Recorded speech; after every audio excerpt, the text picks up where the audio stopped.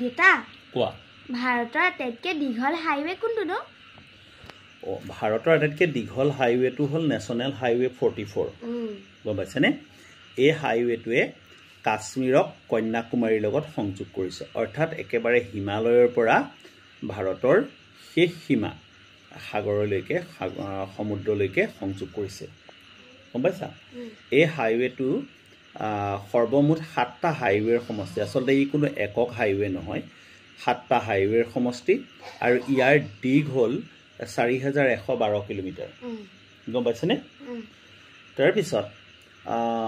ভাৰতৰ আকৌ চুটি হাইৱেও আছে আটাইতকৈ চুটি হাইৱে আছে ভাৰতত দুটা তাৰে প্ৰথমটো চুটি হাইৱে হ'ল তোমাৰ মহাৰাষ্ট্ৰত আছে গম পাইছেনে এই হাইৱেটোৰ দিগ হ'ল 5 কিলোমিটাৰ আৰু আনটো হাইৱে আছে ঝাৰখণ্ডত সেইটোৰ দৈৰ্ঘ্য হ'ল 5 কিলোমিটাৰ ঠিক আছে সেই হাইৱে দুটাৰ নম্বৰটো মই তোমাক কৈ দিছোঁ মহাৰাষ্ট্ৰত যিটো হাইৱে আছে সেই হাইৱেটোৰ নম্বৰ হ'ল 548 ঠিক আছে আৰু ঝাৰখণ্ডত যিটো 5 কিলোমিটাৰ দৈৰ্ঘ্যৰ হাইৱে আছে সেইটো হ'ল 118 হাইৱে মানে NH 118 ঠিক আছে Thank you very much. Please stay connected. Keep watching our videos and don't forget to follow, share and comment.